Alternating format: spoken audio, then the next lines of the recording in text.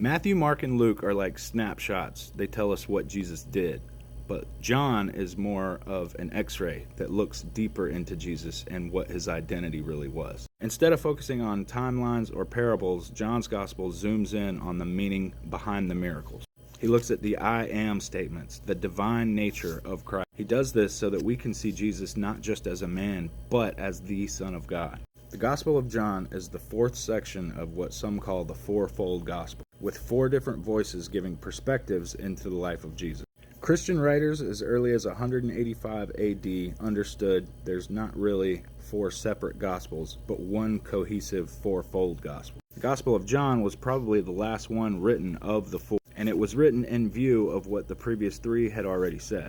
The first three mainly talk about Jesus' ministry in Galilee, but John centers his gospel on what Jesus said and did in Jerusalem.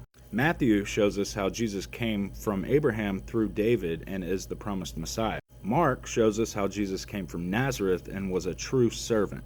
And then Luke shows us how Jesus came from Adam, demonstrating how he was the perfect man. But John shows us how Jesus came from heaven, demonstrating how Jesus is God. John wrote how the story of Jesus is so big that it can never be completed. The first three show more about what Jesus taught and what he did, but John focuses on who Jesus is. John talks about 7 miracles that were not mentioned in the first 3 Gospels. John shows us who Jesus is by giving us Jesus' own words about himself. They were expressed in 7 dramatic I am statements, and those were not included in the first 3 Gospels. John gives us testimony witnesses who testify about the identity of Jesus. And 4 of these witnesses speak in the first chapter alone. See, John's gospel was written for a specific purpose, so that we might believe. A key verse for understanding the Gospel of John is found at the very end of the book, John 20:31.